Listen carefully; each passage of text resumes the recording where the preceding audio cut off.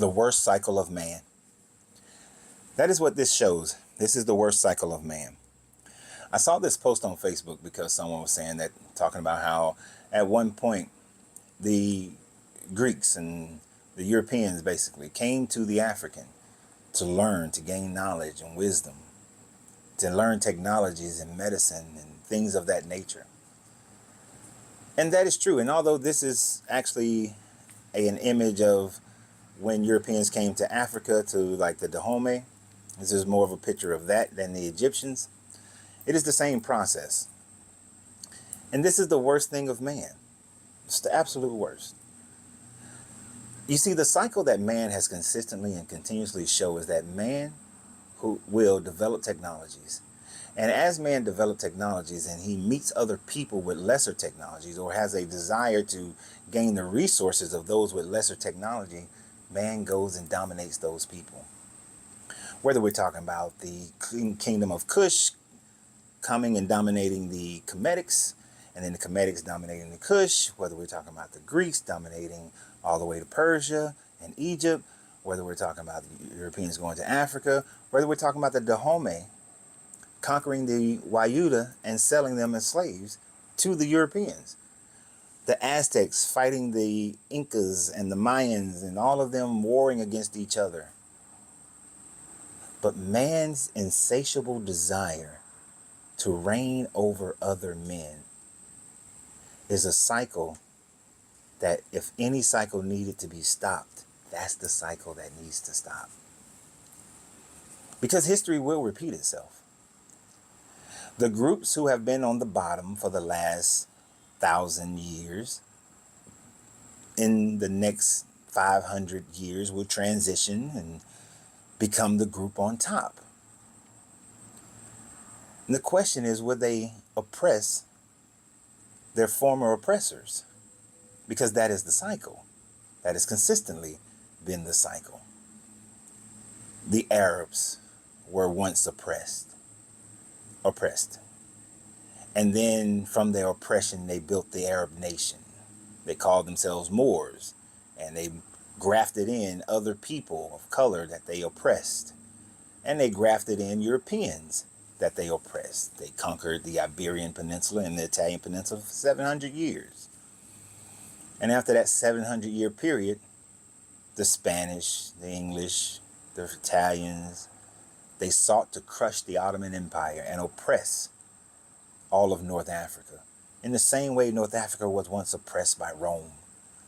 And in that oppression, the West African got caught in the middle through the trans-Saharan slave trade to the transatlantic slave trade. And even within that slave trade, great African kingdoms participated in the oppression of other African tribes. You see, unity of race is something that didn't come along until more around the 16th century, or late 1500s, early 1600s is when race became a thing, grouping each other based on that. Prior to that, the English oppressed the Scottish and oppressed the Irish until they fought back. And then in their fighting back and discovery of oppression of the African, unified under the idea of white. Until the Africans saw so much oppression within themselves and by others through colonization, then they started to see themselves as black or African. In the Americas, all the former slaves saw themselves as Negroes, and then Afro-Americans, and then African Americans, trying to find unity within the oppression. We built Wall Streets. We built great communities. They were destroyed because we must maintain the oppression. But the only reason those communities were created was because of the oppression.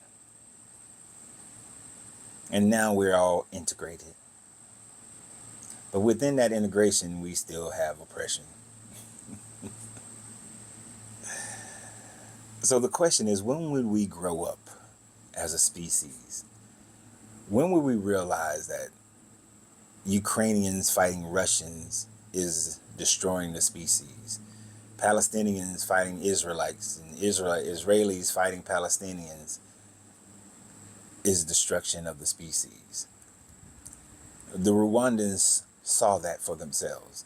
I personally was in view of that in the mid-90s, watching Hutus and Tutsis kill each other, and personally, I could barely tell the difference between a Hutu and a Tutsi the whole time. They came into a refugee camp. They all look the same to me. It's just people. But when does it stop? When do we break that cycle? That's the question. When do we stop seeing ourselves as merely Americans? And think about it. To see ourselves as American is very arrogant. Canadians can call themselves American. Mexicans can call themselves American. Brazilians can call themselves American because they are Americans. They are Central Americans. There are South Americans. There are North Americans. They're all Americans. But the people in the United States are so arrogant that we are the only Americans. But when will we stop seeing ourselves as citizens of the United States, as citizens of Canada, citizens of all these other places? And I know that strikes fear in many people's heart because of the teachings in their religions of when a one world nation happens, that is a sign of the Antichrist.